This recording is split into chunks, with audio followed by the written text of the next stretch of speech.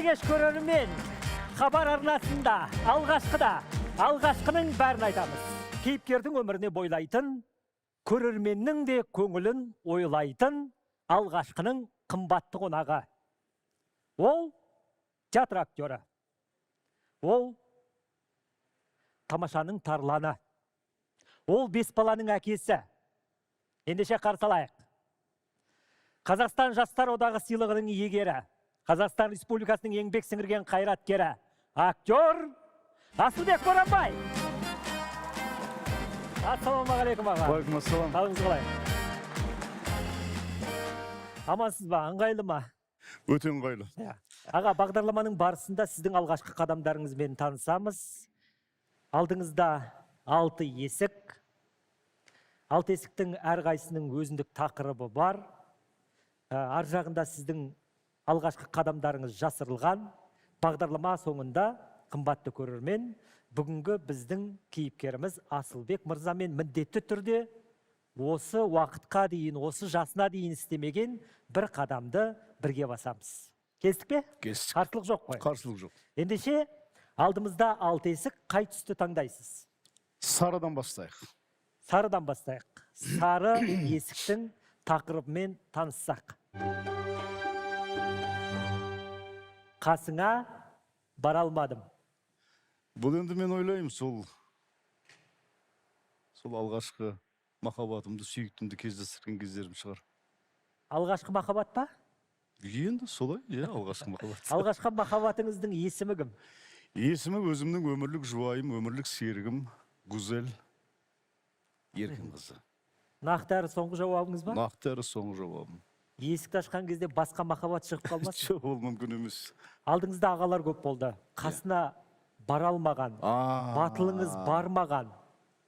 Енді Тұлғалар болды ма? Тұлғалар болды. Ең бірінші рет мынау театр институтына келген кезде, Тұңғышбай ағамызды көрген кезде, шынын айту керек, қасына бара алмадым. Бара алмағанда алдында бір үлкен бір тау тұрғандай болды. Сонымен не болды? Сонымен енді Тұлға болды ма, махаббат болды ма, жастар болды ма? Екеуі де бар енді, бірақ енді өзің сұрақ қойғаннан кейін мен сол Тұңғышбай ағам шығар деп ойлаймын. Жақсы, расымен солай ма? Көрейік. Теледидар. Есіңізде ме, алғаш рет теледидарға қай жылы, қай күні шықтыңыз? 1993 жылдары болу керек. Қинамай айта салсайшы оны. Жақсы. Қымбатты қонағымызды бірден қинамайық, сыйлайық, бейне материалды көрейік.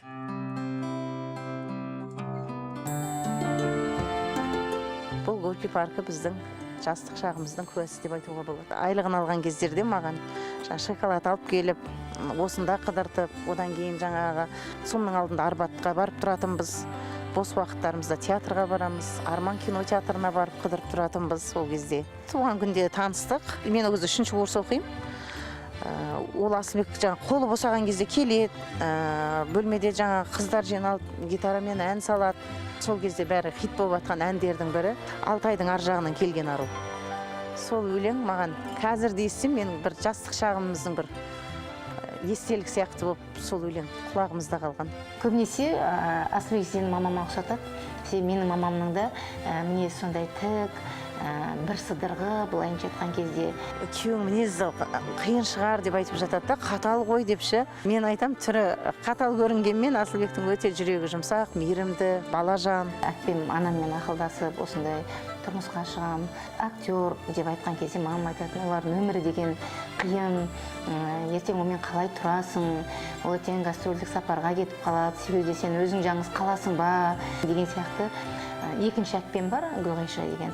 Сол кісі айтып отыратын, жоқ, мама, ол жігіт ондай емес, Гүзелді қатты жақсы көреді, ешқандай қорықпаңыз деп әйтеуір айтқаны енді еміс есімде. 94 жылды отбасын құрдық, сол кезде жатақханада тұрдық.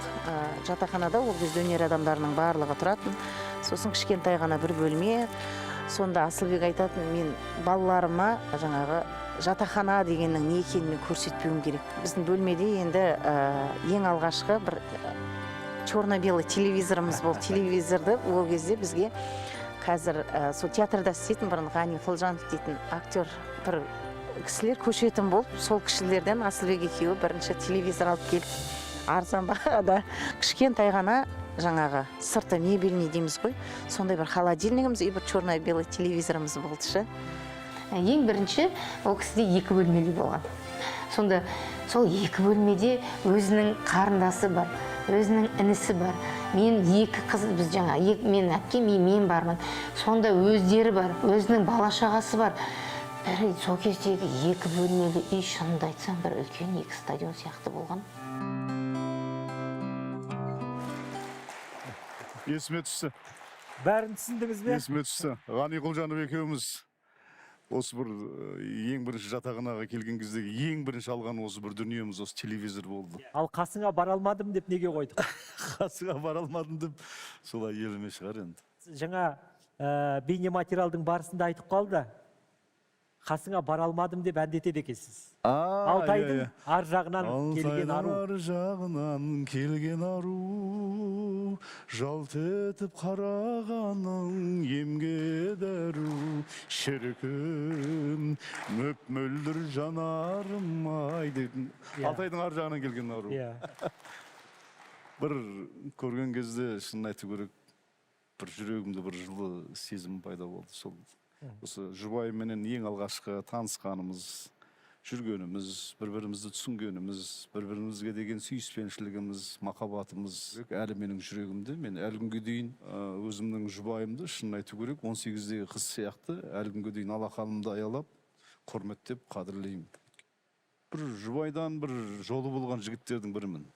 Өйткені менің мінезіме, не болмаса менің жұмысыма, менің осындай бір әртістік өміріме шыдайтын бір адам болса, осы жұбайым шығар деп ойлаймын. Жеңгемнің есімі ерекше екен. Ұлты қазақ па? Ұлты қазақ емес, ұлты ұйғыр, бірақ шешесі қазақ. Отбасыменен барлығы қазақша сөйлейді. Қазақ мектебінде оқыған. Менің әйелімнің өзі қазақ тіл әдебиеттен сабақ та берген. Жаны қазақ. Жаны қазақ.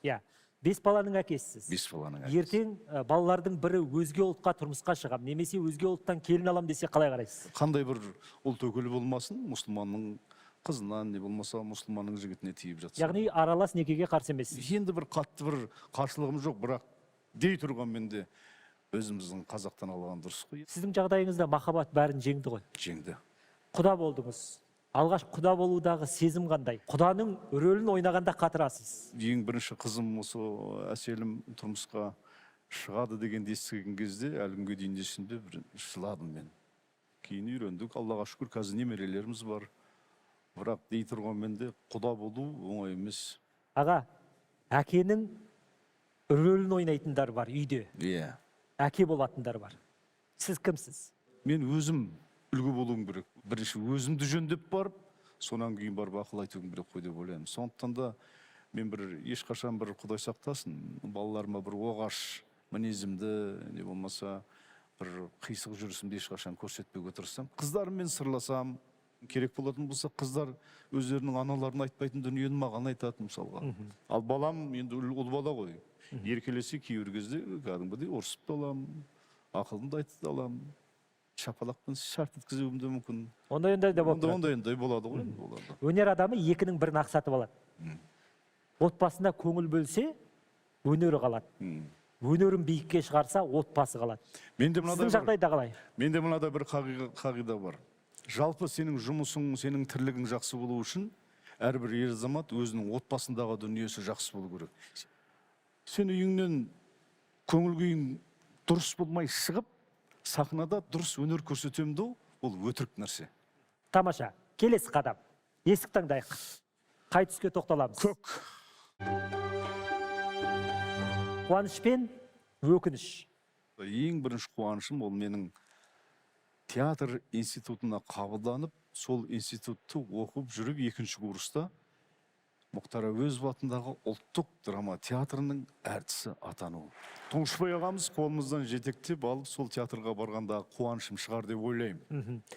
Саныңызды соғып, әттең ай деп өкінген бір өкінішіңіз? Өкініш, мен енді былай айтайыншы, таяқтың екі жағын ұстап, атамның баласы болып өстім. Сол атам дүниеден өткен кезде бір қатты өкініп, жылағаным, қайғырғаным есімде. Енді ол өнерге қатысты болатын болса, Әзірбайжан Мәмбетов деген қазақтың маңдайына біткен үлкен режиссеріміз сол Қаракөздегі сырымды театрға келген кезде, баламыз ғой енді, сол кезде маған берді. Үлкен сенім артып, соны ойнадық, бір-ақ рет ойнадық. Көп ұзамай ол спектакль ескірді деп алып тастады. Мен өкінетім, сол рөлді қазір берсе мысалға. Яғни бір қайнау ішінде кетті. Иә, бір қайнау ішінде кетті. Жақсы. Есікті ашайық. Микрофон. Тамашаға байланысты шығар. Бәлкім солай шығар, көрейік.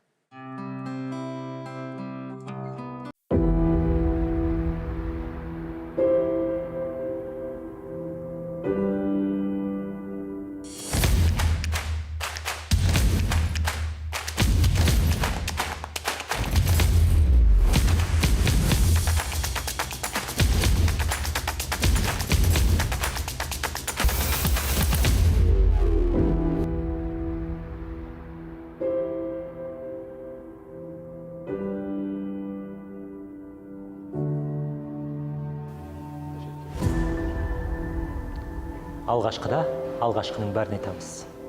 Қош келдіңіз. Мынау сіздің көңіліңіз көтеріп бір жақсы әңгіме айтып берейін ба? Мынау сіздің қыз кезіңізде, Құдай ау. Шырағым, мазғаны тарif қылма. Алғашқы кездерде ұялыңқырады ма, әлде өзінің болмысы болады ғой адамдардың бір жуас келбетті. Енді әлсіздеу болды деп айта аламын. Бірақ бірте-бірте ол қалыптасты, игерді. Әсіресе Ұлықпанның қасында жүргеннен кейін ол режиссерлікті үйренді, басшылықты үйренді. Бір жақсы еңбекқор. Ол сағат 9-да Мұхтар Әуезов театрында спектакль бітеді. Содан ол маған қарай жүреді. Осындай шағын ресторан, кафе болсын, офис болсын, сонда отырамыз. Сонда отырамыз да ой бөлісеміз, жазамыз. Соның арқасында көп жылдар көп дүние шықты. Өткені автордың жазуы бір болса, оны өмірге алып келіп, сахнаға ойнату, ол екінші жұмыс. Ол негізі тапсырманы тиянақты орындайтын актер. Оның өзі үлкен шеберлікті қажет етеді. Мысалға, мен жоқ жылдарда сақтап қалған Ұлықпан болса, Ұлықпан жоқта сақтап қалған, қалының келгенінше мүмкіндігінше сақтап қалған Асылбек. Көп жерде мен мысалы сөздерімді ұмытып қаламын, сахнаның үстінде деп қалсам, ол менің көзімнен байқайды да, ол осындай бола ма, осылай болсай ма деп ары қарай жалғастыра жібереді. Сонда мен есіме түседі. Сондай актерларды жақсы көремін. Ешқашан сахнада сөзін ұмытып қалсын, болмаса бір басқаша бір нәрсе болсын, ешқашан өзін жоғалтпайды, образдан шықпайды. Асылбекпен бір нөмірім болса, мысалға жатталмаса да, мен білем, әйтеуір бірдеңе қылып екеуміз алып шығатынымызды. Жол бұл жігіттің бірі Асылбек. Асылбекке бәрі былай өзі бір рет-ретімен өзі бір бүйтіп келіп тұрады. Басынан бастайықшы. Хабардың аты алғашқы. Асылбек Боранбай тамаша сахнасына алғаш рет қай кезде шықты? Қойшол Жылшиев деген ағамыз біздің театр институтына келіп, бір әзілден хабар бар, әзілге бейім актерларды таңдап, өзінің ТТТ деген бір телевизиялық жобасына шақырды. Сонда Данагүл де болды, осында Қадырбек Демесінов те болды. 92-нің аяғы 93-ші жылдары. Сонан кейін ол қабыл бір жылдан кейін жабылып қалды. Сөйтіп мен театрда қызмет жасаймын ғой, 92-ші жылдан қызмет жасап жүрген кезде Тұңғышбай ағамыз Турандот Ханшайым деген комедиялық қойылым қойды. Ол комедиялық қойылым 16 жыл аншлагпен жүрді. Есік қиратып кіре алмайды ана спектакльге. Сол спектакльді Тамаша ойын-сауық отауының режиссері, сол Тамаша ойын-сауық отауының әкесі, шешесі де болар, біздің ұстазымыз Лұқпан Есенов келіп көріп, ертеңінде жаңа Ерболат деген ағамыз бар еді, соны айттым, ана баланы алып кел деген ғой. Ертесінде жаңа Ерболат ағамыз келіп тұр, Тамашада ойнағым келе ме деп. Мен айтам, ойбай, Тамаша деген менің арманым ғой. Мен оқуға келген кезде Тамашаның оқуына келем деп келгем ғой. Сөйтсем театр институты бар екен. Оны оқиды екен кәдімгідей. Тамашаның сахнасынан шығу деген әрбір әртіс үшін арман. Үлкен арман. Барсам, есікті ашып қалсам, өзім бала кезімдегі жаңағы шіркін-ай, осы кісілерменен бір сахнада жүрсем ғой деп жаңағыдай армандап жүрген, талантына кәдімгідей бас иіп жүрген Құдай берген ағаларымыз, Тоқсын ағаларымыз, Мейірман ағаларымыз, Уайыс ағаларымыз, Лидия апаларымыз, Жарасқан Әбдіраш бір үлкен концертке дайындалып жатыр екен. Төбесінде Лұқпан ағамыз отыр. Бала, қалың қалай? Кеше спектакльді көрдім, спектакльді өте жақсы ойнап шықтың. Тамашада ойнаған келе ме деді. Қол аяқ дірілдеп, ана жерде сөйлей алмайсың. Құдайберген ағамыз отырған, ей бала сен қайдасың? Аралданмын деді. Лұқпан ағамыз, ой мынау Қызылорданың баласы екен ғой, мен алмаймын мынаны. Бәрі шуылдап кетті, одан сайын дірілдеп кеттім. Алмаймын, немене тамашаның бәрі Қызылорда болып кетті.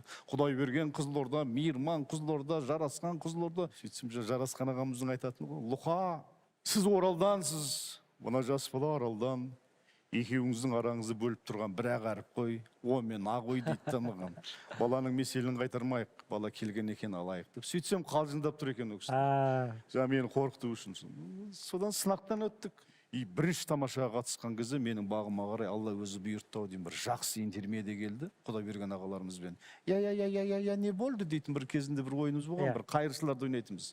Ертесіне уже бүкіл мектеп, бүкіл ауыл, бүкіл қала уже.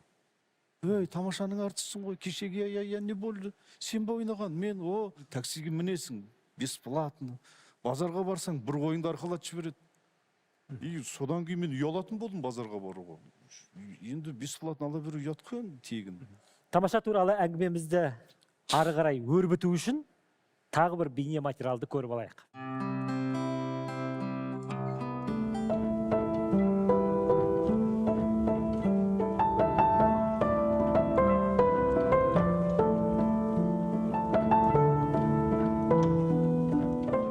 Атырауда Махамбет атындағы театрдың директор кезімде мені Лұқпан Астанаға шақырды. Өзінің денсаулығына байланысты тамашадан кетейін деп жүргендігін орнына менің келуімді сұрады. Мен айттым, мен мемлекеттік қызметтемін, өзім жаңа ғана болдым, 1 жыл болған тек қана. Маған енді ыңғайсыз болды. Онда сен режиссерлыққа менің орныма Асылбекті ал. Бірақ енді содан кейін өмірі ұзақ болмады, келесі жыл ол қайтыс болды. Қайтыс болғаннан кейін қызы Әлияны шақырдым. Сосын айттым, Лұқпанның осындай аманаты бар еді. Сонда ең ауыр жүк бізге түсті жалпы. Енді қазақ айтады, өзі жоқтың көзі жоқ дейді. Оған кеткеннен кейін өте қиын болды. Осы қиын кезеңдердің салдары бұлардың кейін тарауларына әкеліп соқты. Бірақ осының Лұқпаннан кейінгі жаңағы тамашаны алып жүрген, оған өмір сүргізген Асылбектің еңбек зор азамат деп есептеймін. Лұқпан ағамыздың әруағы үшін деп жүрді. Ол жерде бір жарты ақша да тапқан жоқ ол кісі, біз білеміз. Қазіргі таңда 40 жылдықтан кейін 4 жыл болды. Тамаша Республика сарайына концерт те қоя алған жоқ. Бірінші концертіміз жарты зал болды. Ұйымдастыру жағы үшін шамалылау болды. Жалғастыру да қолынан келеді. Бірақ қазіргі таңда оған үлкен қаражат керек. Одан кейін тамашаның несін жасырайын, тұсауы байлауы тұр. Ол бір адамның қолында тұр. Әлия ханымның қолында тұр. Кезінде Асекеңге бергенде оны жүргізетін еді, мысалға. Берген жоқ. Содан кейін ол өзінің шаңырағына бөлек шықты. Батасын алып Лұқпан ағаның. Содан кейін барып, тамашадан Асылбек кетіп қалды. ТТ театры болып. Бірақ ол мені шақырды. Әрине мен бардым. Неге мен бармаймын? Оған мысалға тамашаның сол кездегі Лұқпан ағаның қызы Әлия мысалға маған айтқан кездері болды. Неге барасың деген сияқты. Кешіріп қойыңыз. Маған ешкім тыйым салмайды. Мүмкін Асылбек тамашада қалғанда осы уақытқа дейін ешқандай ТТ театры болмай, сол жақсы болып кетермеді. Енді білмеймін, енді ол жағын мен білмеймін. Есіктің атауы қуаныш пен өкініш болды. Бағанағы бірінші бейне материал ол сіздің қуанышыңыз. Жалындап келгеніңіз, ағаларды көргеніңіз. Ал екінші көрсетілген бейне материал өкініш деп айтуға келе ме? Келеді. Тамашаның осындай жағдайға жеткеніне өкінемін. Өйткені мен бір бақытты актерлардың бірімін деп есептеймін. Неге десеңіздер, жаңа көрсеткен Лұқпан ағамыз, Жарасқан ағамыз, Құдайберген, Тоқсын, Мейірман ағаларымыздың, уайыз ағаларымыздың жанында жүріп, сол кісілердің көзін көрдім, сол кісілердің ақылын тыңдадым. Мен бір 7 жылдай ма осы тамашаны өлтірмей, керісінше мен шәкірттер тәрбиелеп, тамашаны қайтадан жолға салып, жылына 1 рет емес 2 рет концерт беретіндей жағдайға жасап жүрдім. Бірақ қиын бола бастады. Өйткені мен тек шығармашылық жағына ғана мен жауап бердім. Ал енді оның сыртында ұйымдастырушылық, артистердің қаламақысын беру керек деген сияқты толып жатқан мәселелерге енді барлығына бірдей жауап беру мүмкін болмады. Егер барлығы менің қолымда болғанда, мен оны шынын айту керек, оны домалатып басқаша деңгейге жеткізетін едім. Мүмкіндік бермеді ме, жоқ әлде қолыңыздан келмеді ме? Мүмкіндік берілмеді. Өйткені тамашаның иесі жаңағы Лұқпан ағамыздың қызы Әлия. Бірақ Әлиямен біз ұрысқан жоқпыз, келіскен жоқпыз. Сондағы менің ең бірінші қатты қорыққаным осы Асылбек тамашаға жаңа көркемдік жетекші болып тұрып, тамашаның осындай деңгейге жеткізді ғой деген атқа қалмас үшін мен Әлиядан, өзімнің жаңа шәкірттерімнен, коллективтен рұқсатымды сұрап, жеке өзім кетіп қалдым. Амал жоқ театрымды аштым. Ол театрдың да жұлдызы жоғары жанбады ғой. Иә, енді ол театрдың да жұлдызы қатты бір жарқыраған жоқ, бірақ дегенмен де кейбір театрдан көш ілгері болды. Мен қазір театрым жүріп жатыр, мен қазір әзілмен бірге спектакль қойып жатырмын. Бұл басқа театрлардан өзгешелігі осында ғой деп ойлаймын. Тамашаның деңгейіне жаңа өзіңіз ауыз толтырып айтып отырған бір биікке көтере аласыз ба өз театрыңызды? Енді оған уақыт керек біріншіден. Оған қаражат та керек. Былай ғой, қазір театрлар өз күнін өзі көріп жүр. Мысалға, жекеменшік театрлардың өзінің дайындалатын сахнасы жоқ. Жұмыстың жүрмей жатқаны бір себебі болатын болса, екінші себебі қазір сатириктердің аздығы. Бірақ тамашада ағаларымыз жоқтан бара жасады ғой. Неге жоқтан бар? Ол кезде жоқ деген әңгіме жоқ оларда. Оспанхан Әубәкіров жазады. Сейіт Кенжеахметовтер жазады. Шона Смақалдылар жазады. Техникалық түрде? Жоқ, техникалық түрде емес. Сен жаңағы Толымбек Әлімбек, Көпен Әрімбек, Кілең мен деген сатириктердің барлығы тамашаға әкеп береді бұлай. Декорация шүберекпен жасайтын ол кезде. Қазір сіз енді бір летіңізді алып көріңізші. Бәлкім бәсеке төмен болды ма? Бәсеке, ол кезде бәсекелесте жоқ еді ғой. Қазір 40-қа келді ма тамаша? Мен сол 15 жылдығында келгем сол тамашаға. Сол кезде көрермендер тамаша баяғыдай болмай бара жатыр ғой деген сияқты. Енді театр деген тірі организм ғой. Ол бірде шарықтайды, бірде көтеріледі, бірде түседі. Ол солай болу қалыпты, сондықтан да қатты бір кінәлай берудің де бір қажет жоқ шығар деп ойлаймын. Жақсы. Келесі есік. Жасыл шығар. Күтпеген сый. Сіздің өміріңізде күтпеген сый көп болды ма? Көп болды. Шүкір, Аллаға шүкір, әлі күнге дейін сый жасайтын адамдар. Алғашқысын айтсақ. Алғашқысы сол, егер мен қателеспесем, ең үлкен сыйлықтардың бірі сол жаңағы менің өнерімді, менің адамгершілігімді сыйлайтын үлкен ағамыз 90 жылдардың аяғында болу керек. Үлкен машина сыйлады. Ол қандай жомарт жан? Ол Талғат деген менің керемет ағамыз. Сен көпшіліктің арасында жүресің, көпшіліктің алдында жүресің. Мынадай машина мініп жүрген ыңғайсыз болар. Мына машинаны алдып, маған 500-дік жаңағы Мерседес сыйлады. Одан кейін тағы да бір машина сыйлады, 600. 600. Екеуін. Екеуін сыйлады, бір адам сыйлады, иә. Жақсы. Сол болса егер. Күтпеген сый ағамыздың алғашқы сыйлығы ма, бәлкім басқа болар. Есікті ашайық. Лемұлы, тажик па? Сіз Мерседесті армандап отырған кезде Мағаңда тажик тұр. есіктен тажик шықты. Бірі тажикпен бастан ұрдым екен. Білмедім бұл тажиктің астарында не жатқанын. Сіз білмесеңіз, біз білеміз, көрейік. Амам сен білесің ғой. Тамашалайық.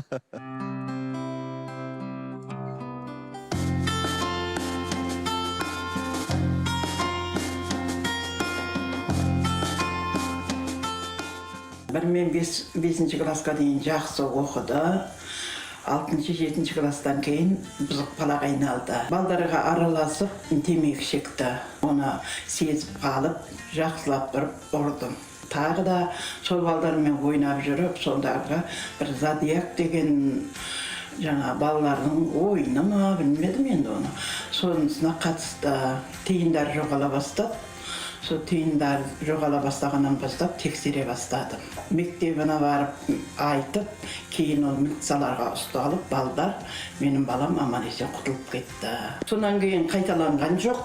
сосын енді өзі өнерге талаптанды. Үйде ілеген қойып, сол арада өздерінше ән айтып, тамашаға еліктеді. Сонан кейін жақсы жаққа жүрді, өзінің армандаған оқуына түсті. Ең алғаш танысқандарымның бірі сол Асылбек болатын. 66-шы комната дейтін комната болды. Ең бірінші сол жатақханада. Сол жерде бірге танысып, сол жерде бірге тұрып бастадық. Сақ дегеннен гөрі мен айтар едім, Асылбек өте ұқыпты жігіттер еді. Сол студент кезде болу керек, бір посылка келеді. Асылбекке көбіне көп жаңағы сгущенное молоко, соны жақсы көреді өзі. Мамасы бір коробка сгущенное молоко салып жібереді. Сол бір посылка келіпті да, ішін ашсақ, сгущенка емес, мамасы киім салып жіберіпті. Аяқ киім, сосын бір әппақ, бір модный бір әппақ куртка салып жіберіпті. Қояйын мынаны енді жуайық деп екеуміз сонда Иниязда менің класстастарым. Класстасым оқитын, сол подружкалары болатын солардың. Соларға барып қайтайық деп екеуміз жол ашып. Екеуміз трамвайдың астыңғы тұсына келіп тұрамыз. Әппақ куртканы жарқатып киіп алып, қарға келіп саңғытқанда, прям мына иығынан келіп түсті да, бүкіл жотасына қықты ғой енді ана. Содан Асылбек сол жерден кілт бұрды да шығар кетті. Ей, тоқта, ештеме сүртесілер жоқ қой, ондайға жоқ қазір ұят болады. Шығар шығар келсе. Ортада тазист қойып қойған. Кір сағатымен жаңа күрткіні жуып отыр ғой, төл салып жіберген. Шалпылдатып кіз. Сол кезде айтты, мен Асылбекке айттым, Асылбек, бізде негізі ырым бар. Үстіңе жаңағыдай қарға бірдеңе саңғып кетсе, сен бай боласың. Аллаға шүкір айтқаным келді. Үшеуміз 66-шы автобуспен Абай көшесін бойымен өтіп бара жатып, Мұхтар Әуезов театрының қасына келген кезде бүйтіп, Әуезовтың жаңағы ескерткішіне қарап, театрға қарап, үніміз өшіп қалатын еді. Шіркін-ай, осы театрға бір келетін күндер бола ма екен бізде? Сол күйде армандап қарап қалатын едік. Сол арманымыз орындалды, сол театрға алындық. 3-ші курстан бастап сонда жұмыс істедік. Міне әлі күнге дейін жұмыс істеп келе жатырмыз. Беске дейін жақсы оқыды деп отыр ғой, одан кейін енді жігіт бола бастайсың ғой, өзіңше жаңа. Сол кезде жаңағы көрші балаларменен бір қораның ішіне кіріп, темекі де емес, кәдімгі кардон бар ғой. Соны жұлып алып жаңағыдай орап өзімізше темекі шегіп жаңағы бүйтіп жүрген кезіміз ғой жаңағы. Сөйтіп отқан кезде бір күні жаңа әкем мен шешем келіп, шекпейтіндей қылып жаңағы сіріңкені жаңағы күйдіремін деп жаңағы қорқытып, содан темекі шегіп кеттім ғой. Мысалы әлі күнге дейін шешеме жаңағы рахметімді айтамын ғой. Өмірдегі ең алғашқы бір сабақтарының бірі ғой деп ойлаймын. Асылбек аға, балалық шаққа саяхат болсын. Дәл қазір алғашқының студиясында қымбатты көрермен, өздеріңізге Асылбек мырза легенді барабан қайландырады. Көрейік, арнамыздан ауыспаңыздар. Ал Асылбек мырза, қолымызға таяқты алайық, легеннің жанына жақын барайық. Ойнау керек қой. Иә.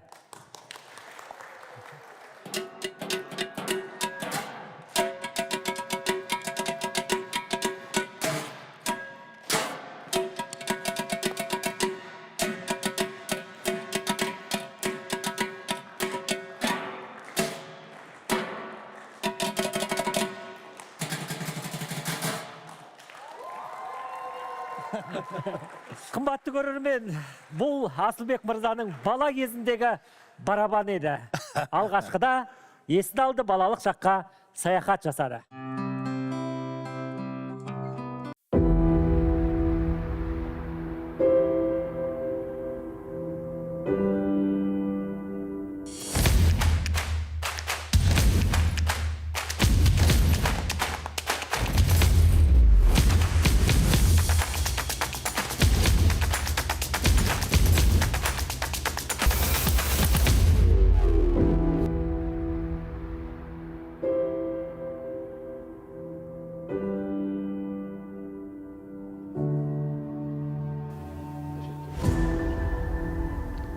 Алғашқыда алғашқының бәрін айтамыз.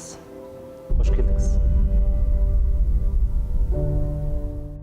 Асылбек аға, әдетте балалар осындай ыдыс-аяқты тарсылдатып, есіңді шығарғанда, мазаңды қашырғанда, әкелер ренжіп жатар. Ей, басты қатырмай, тоқтата тұршы деп. Сіздің жағдайыңызда қалай болды? Енді маған әкем анау нелерді шаруалар тастап кетеді ғой. Көмір тиеп қой дейді, ағаш жарып қой дейді. Соның барлығы анау сол бір жаңа мектепке баратын кезге келіп қалады да, жаңағыдай әкем айтатын ғой, шешем айтатын, айналайын, сен осы бір үйде тұрмайтын болдың, сол мектепке жаңа көрпе төсегіңді алып барып сол жақта қонып сол жақта оқып келсейші деп маған ұрсады сол кезде. Дегенмен ананың сөзі боқ, әкенің сөзі оқ деген. Иә. Қазақта мықты сөз бар. Иә. Әкем өте қатал болғанда түрі суық, өзім түрім сияқты суық, ешқашан бір қатты бір риза болғанын да білдірмейді, қуанғанын да білдірмейді, бір тоға адам. Мен бұл кісілерді, шекара бар ғой, көзге көрінбейтін. Мен ағам мен жеңгем сияқты бұл кісілер. Әкемді әке деп айта алмаймын, не атын айта алмаймын, шешемді де мен ана дей алмаймын. Мен шалдың баласымын, атамның баласымын. Сол жаңағы дүниеге туылғаннан кейін, 1-2 жастан кейін атам мені өзі бауырына басып, атам қайда барса сонда болып, сол атамның жанында жүрген балам ғой. Алматыға келген кезде осы інім квартирада тұратын. Сол кезде көзіне жас алды әкем. Ондайын көрмегенбіз ғой енді. Өзім шошып кеттім. Неге жыладыңыз? Деп, ана жылағаннан даусын жаңағыдай дірілдеп, бауырың мына жерде тұрып жатқаны жүрегімді ауыртады. Бауырымның жаңадан үйленіп жатқан кезі ғой, оған дейін менің қолымда тұрды. Сол кезде менің жүрегім ауырып кетті. Бұл менің атам мен анам арналған үй, саған арналған үй деп үй салып бердім жаңағы. Осы Алматыдан. Содан көңілім тынышталды ма? Тынышталды. Кейін сосын бір ауырып қалды да, содан Алматыға алып келіп, бір өзін больницаға жатқызып, сол кездегі әкемнің екінші көзіне жас алғанын көрдім. Балам деген сөзін ең бірінші рет айтты. Балам, мен саған ризамын. Кел батамды берейін деп, батасын берді. Жақсы. Келесі есік. Таңдаңыз. Бір мынау сол жағымда бір ақ есік тұр, мен ақ есікті көрсек қалай қарайсыз? Ақташайық. Тақырыппен танысайық. Таппай жүр. Не таппай жүрсіз? Өзімізді таппай жүрген шығармыз, кім біледі. Жақсы. Есікті ашайық.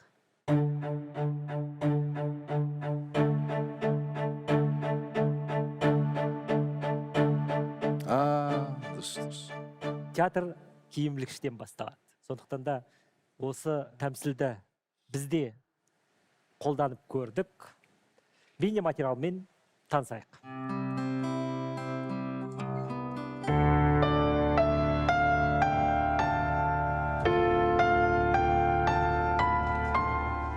Ол кісінің мынау қазақ кейіпкерлерін бекен жақсы алып шығып жатады. Ал керісінше осы орыс кейіпкерлерін ойнаған кезде ол да енді артықшылық деп қарастыруға болады. Сол орыс кейіпкерлері болмасын, басқа шетелдік кейіпкерлер болсын, сол кейіпкерлердің өзін қазақыландыратын бір қасиеті бар ол кісінің. Ассаламуалейкум. Мәке.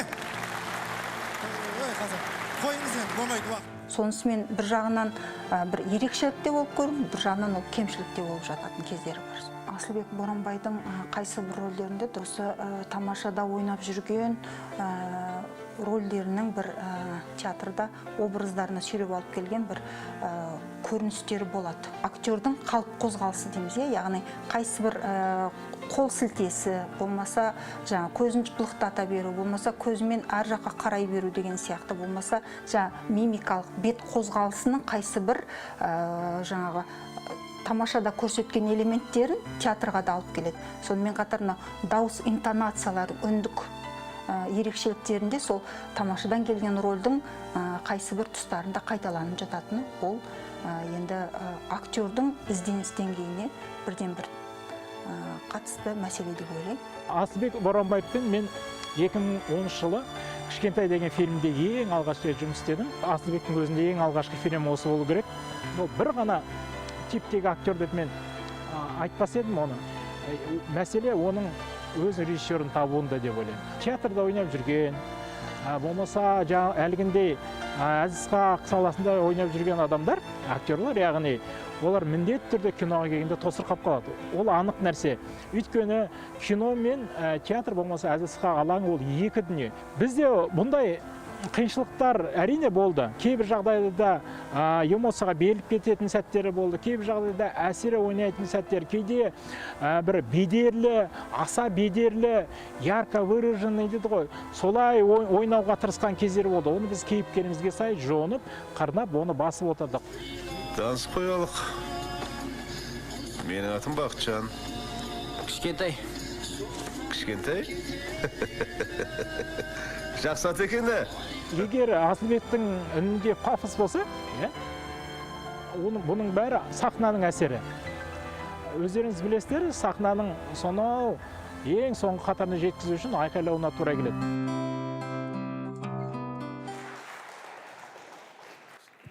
Өзге емес, өзім айтам өз жайында, жүрегім жалынатқан сөз дайында. Қасым Аманжол. Өзге емес, өзіңіз айтыңызшы. Күніге бір режиссердің алдына барам, күніге бір нәрсені уайымдаймын. Режиссерлар бір дубльмен түсіреді, мысалға бір жерде. Бірақ соның өзіне мен өзім риза болмай тұрам. Ай, ананы бұлай жасау керек еді, қап. Тағы да бір дубль сұрауым керек еді деген сияқты. Сондықтан да мен өзімді таба алмай жүрмін. Кинодан таба алмай жүрмін. Табылмағанда рөлдер ойнап жүрміз. Бірақ өзімнің жан басыма келер, міне, мынау менің рөлім дейтіндей бір үлкен рөлді күтіп жүрмін әлі. Яғни сізді ашалатын, сізді ашқан кинорежиссер әлі жоқ. Бар ғой, бірақ әлі кездескен жоқ әлі. Асылбек аға, театрда өзіңізді толық таптыңыз ба? Толық таптым деп айта алмаймын. Бірақ белгілі бір деңгейге, дәрежеге жеттім деп ойлаймын. Мұхтар Әуезов атындағы академиялық драма театрда 30 жылдан астам еңбек етіп келе жатырсыз.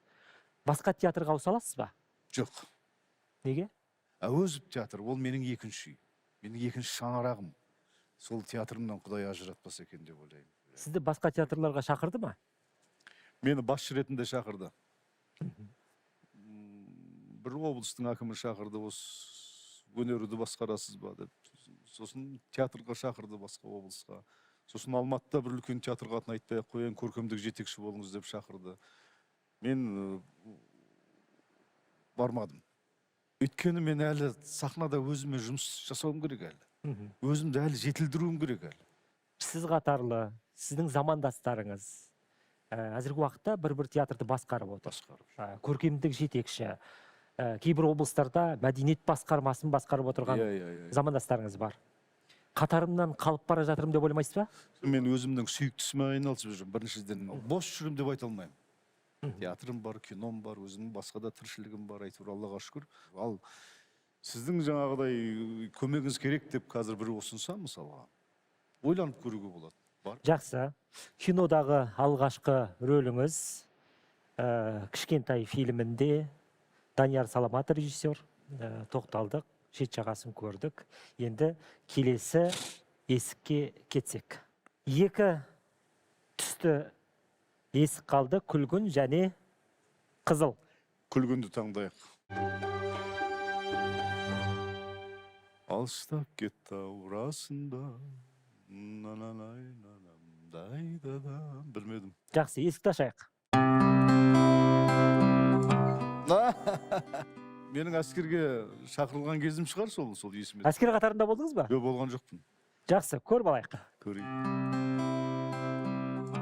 Ол енді оқуды бітірдік. Одан кейін бірінші гастроліміз Нүкіске кеттік. Театрға кіріп актер атым алғашқы қадамдарымыз. Ол кезде замминистрі отырды, Әшірбек Сағайып ағамыз. Сол кісіге бардық, біз енді общежитие керек қояға деп. Ойбай, сендерге общежитие бермегенде кімге тауып беремін деп жаңағы осы Министерство культураның общежитиясынан Асылбек екеумізге бір бөлмені алып берді. Енді пропискаға тұру керек қой. Пропискамызды ауыстырғаннан кейін военный учет деген тағы бар, ол қоса жүру керек. Сол екеуміз салып ұрып военкоматқа бардық. Так, фамилия Ақмолдаев, фамилия Боранбаев. Так, деспейсіз. Вот, мына жерде жүрек өсті, сендерді дегеніміз қанша күн болды іздеп жатырмыз, ол қаяқта жүрсіңдер. Вот, молодцы. Шаштарын алыңдар, давай комиссиядан өткізіңдер, быстро ертеңгі немен кете берсін бұлар дейді. Асылбек маған қарайды, мен оған қараймын, не пәле болдық. Күнде вақтыға повестка келеді, шақыру қағаз келеді. Аламыз, ойбай, тағы повестка келіп деп, тұңғышбай қалып білеміз, аға, тағы повестка келіп. Отделкадрға алып бардың дейді, отделкадрға алып барамыз. Жиналып жатыр повесткамыз. Бір қызығы, бізбен бірге сол общежитияда Қайрат Жүнісов деген белгілі композитор. Сол жігіт өте қатты қалжыңдасатын бізбен. Повестканы печат еткенде, повестка деп жазып, печаткамен жазғанда, сөйткенде печать басып, сөйтіп екеуміздің атымызды тастап кеткен бұл вақтыға. Бір білмеймін, әйтеуір көңілдері не болды, өйткені қағазда бәрі басқа сияқты ана повестка ұқсамайды сияқты. Промышленный бірдеңке деген жазып, түсінбедім, мына немене қайта бүйтіп оқысам, сөйтсем бір кооперативтің печаты анау. бұл шықса бір шықса қайратты шығады дедім. Ұшып отырып қайраттың бөлмесі өтті. Қайрат шықты. Қайрат дедім, мынау сенің істеп жүргенің ғой дедім. Асылбек айтпай ақ қойшы деді. Таңертең ерте тұрсам, сағат 7:30-8:00 тұрсам, Асылбек жоқ. Репетиция басталайын деп жатыр. Асылбек әлі жоқ. Осы мына сахнаның артында тура ана жерде. Алғым жылқым Асылбек жүгіріп келді. 12-ші больницадан бір таныс ағайын тауып алдым. Арал жақтан екен, Қызылордадан. Не айтып тұр түсінбеймін. Сол кісі көмектесетін болды. Қазір маған диагноз анауына бірдеңелер іздеп жатыр. Әйтеуір әскерге бармаудың бірдеңелер қарастырып жатыр. Ойбай, Асылбек дедім. Не құрттың, не бүлдірдің? Не бүлдіргенсің? Ол өтірік повестка. Қандай өтірік? Оны Қайрат Жүнісов жазып жүр. Ойбай, не дейді? Өтірік ол. Асылбек бір қарайды, бір сұрланды, бір ағарды. Несі? Жүгір дедім енді, тез бар. Кетті қайтадан маған. Бір айдай Асылбек Қайратпен амандаспай жүрді ғой. Жаңа айтып отырмын ғой, Асылбек біреуге бір көңілі қалып қалды ма, бітті. Ол адаммен сөйлеспейді де, амандаспайды, сондай өзінің бір не мінезі бар. Осы оқиға есіңізде ме? Есімде. Жаңа Дулаға ағамыз айтып қалды. Біреуге көңілі қалса, жаңа араны үзіп кетуге дайын болады деді. Бар, ондай мінезім болды ғой енді. Қазір қойдым ондай нәрсені. Бірақ біреуден көңілім қалса, кешіруім мүмкін, кешірем, бірақ араласпаймын. Ал осы оқиғаның куәгері Қайрат ағамызбен қарым-қатынасыңыз қалай? Өкпелегенім рас шығар енді, бірақ енді артынан ұмытып кетіп еске алып жүреміз. Қайрат ағамыз деген тамаша адам ғой. Жақсы. Соңғы есік тақырыппен танысайық. Қызғылт қалды ма? Қызыл есік. Жолымды ашты. Сіздің алғаш жолыңызды ашқан жан бар ма? Ол әрине. Сөзсіз маған білім берген, өнердің әліпбиін үйреткен Тұңғышбай ағамыз шығар. Лұқпан ағамыз, ұстаздарым болу керек. Сізде ұстаз болатын жастасыз. Сіз кімнің жолын аштыңыз? Мен өзімнен кейінгі жаңағы анау көрсіп отырған Бауыржан Орда деген азаматтың, сол сияқтан Осаттар Ерубаев деген, Данияр Төлбасы деген шәкіртім бар. Бір сахнадан жолының ашылуына бір кішкентайда болса бір септігім болған шығар деп ойлаймыз. Жолымды ашты деген есікті ашайық. Нота дәптері. Не есіңізге түсті? Ол енді өнердегі ең бірінші бала кезімдегі домбыраны үйренуім болуы мүмкін. Жалпы өнерге деген, қалай айтсам болады екен, махаббатымды ашқан, өнердің қыр-сырын үйреткен ең мектептегі ұстазым болды. Мұрат Сыдықов деген біздің Аралдың атақты композиторы.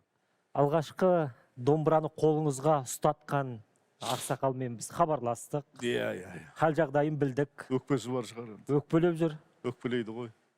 Үлкен адам ғой, 90-нан асты ғой. Өкпелеуді жөнді шығар. Келіп амандаспайды дейтін шығар, бармайды дейтін шығар. Мен де түсіну керек енді ол кісілер. Жақсы. Ал бейне материалды көрейік.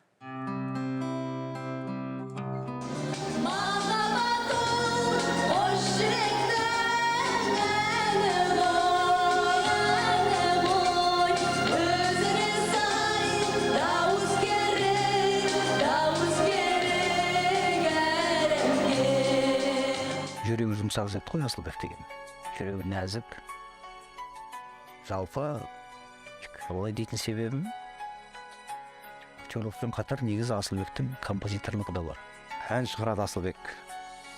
Өлең жазады, күй шығарады. Сол жағына келгенде әдемі әндері бар. Дүниеге жар салып мен енді ән шығарам деп әнін жарқыратып шығарған.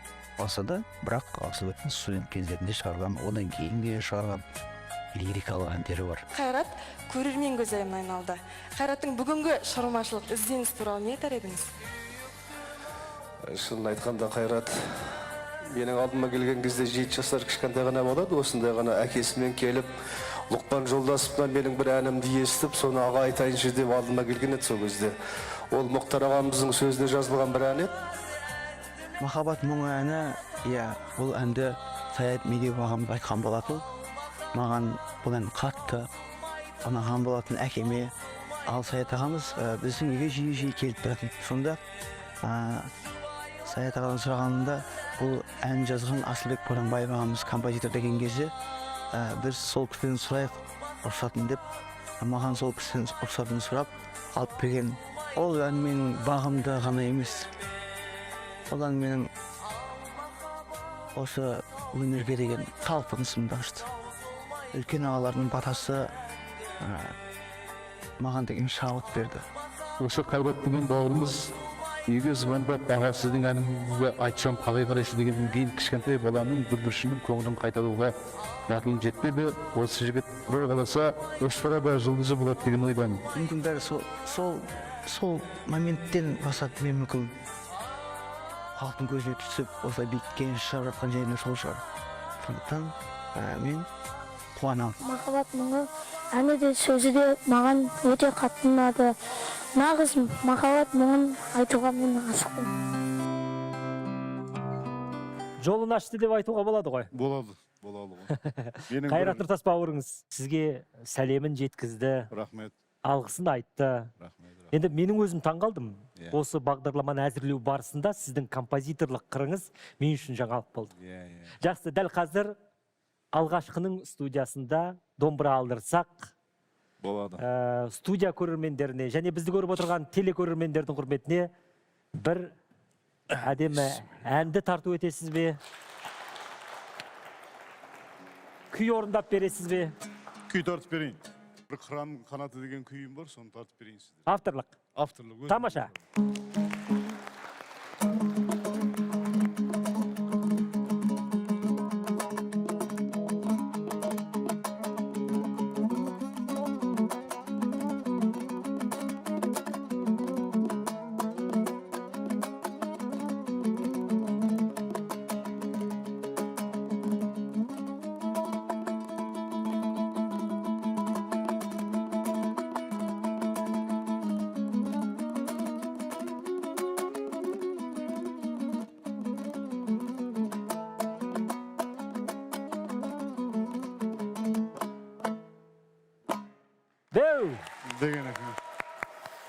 Әдемі.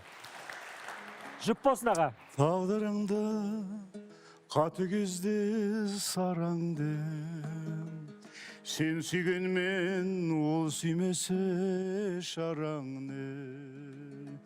Махаббат ол қош жүректің әні ғой, өзіне сай дауыс керек әр әнге. Махаббат ол қош жүректің әні ғой, өзіне сай дауыс керек әр әнге. Ой, шеркін. Қайраттың айтқан әні ғой. Асылбек аға, осы бір көңілді нотада бүгінгі бағдарламамызды аяқтасақ болады. Әр тұлғаның баспалдақтап басқан қадамы бар. Бағдарлама басында айттық. Бізге келген әрбір қадірлі қонақ алғашқының аясында бір алғашқы қадамды басады. Біз не істейміз? Мен енді бір өзімнің бір бала кезден қалып қалған дүниеме, әйтеуір кейбір кезде теледидарды көрген кезде бір мылтық атқым келетін.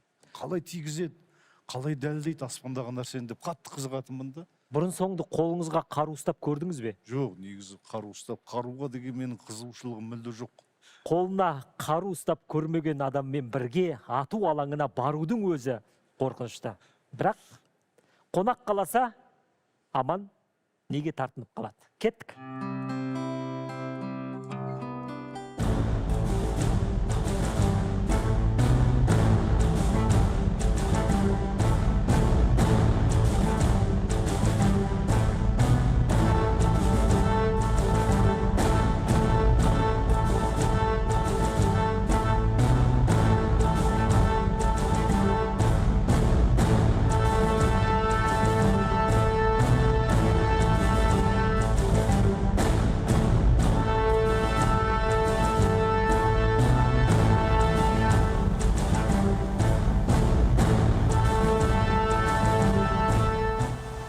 Ей, бала, шекеңнен жертіп жіберейін ба?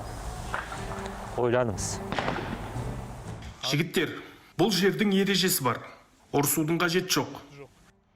Сізге 25 оқ, сізге 25 оқ берем. Бізде нөмірлер бар. Кім мықты екенін көреміз. Кеттік. Қарамыз, go. Көрсек көрейік. Көрейік.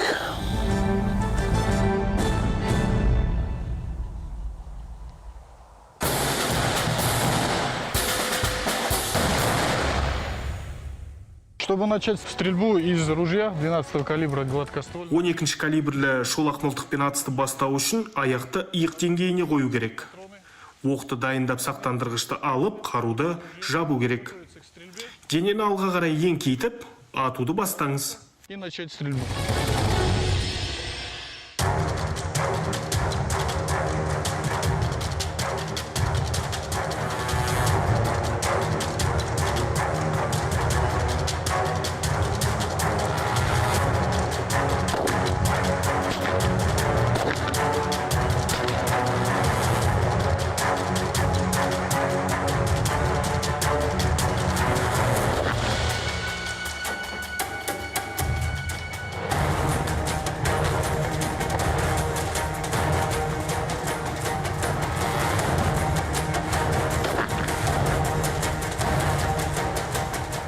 Ардақты көрермен, алаңдамаңыз. Бұл ең алғашқы жобасы, ал бүгінгі біздің әрекетіміз, қадірлі қонағымыз, актер Асылбек мырзаның алғашқы қадамы. Аға, ал қадамыңыз құтты болсын. Рахмет, Аман. Біріншіден өзіңе көп рахмет. Бұл менің бала күнгі армандарымның бірі болатын. Бүгін сол арманым орындалды. Жалпы менің үйде достарымның сыйлаған бір керемет осындай мылтығы бар. Барлығы заңды түрде, сейфте тұр. Сол тұрған күйінде әлі тұр. Бір атудың реті келмей жүреді. Бүгін соның реті келді. Осындай бір керемет ләззат сыйлағандар үшін, осындай бір керемет қуаныш сыйлағандар үшін көп рахметімді айтамын. Тамаша болды бәрі. Иықты жақсылап жаттықтырдыңыз. Үйде тұрған қымбат қаруды қолға алып, саятшылыққа, аңшылыққа шықсаңыз. Болады. Бүгін жақсы жаттығу болды деп ойлаймын. Тамаша болды. Керемет қуаныш болып тұр мен үшін шын айтқан кезде. Ал алғашқы қадамыңыз құтты болсын. Қадірлі көрермен, бүгін бізде қонақта болған, алдарыңызда ағынан ақтарылған Қазақстан Республикасының еңбек сіңірген қайраткері актер Асылбек Боранбай. Аға, келгеніңізге, уақыт бөлгеніңізге, ағыңыздан ақтарылып, алғашқы қадамдарыңызды айтқаныңызға алғыс айтамыз. Көп рахмет сіздерге. Аман болыңыздар. Осымен келесі аптаға дейін сіздермен қоштасамыз. Бағдарламаны жүргізген Аман Тасыған өмірде аман жүріңіз.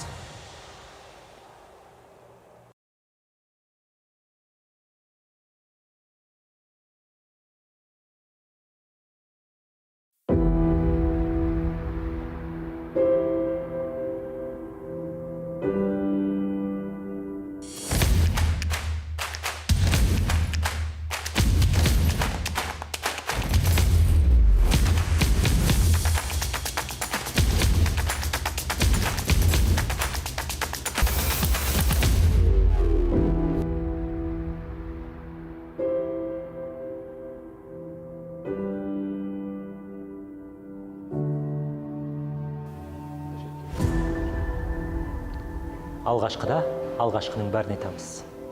Қош келдіңіз.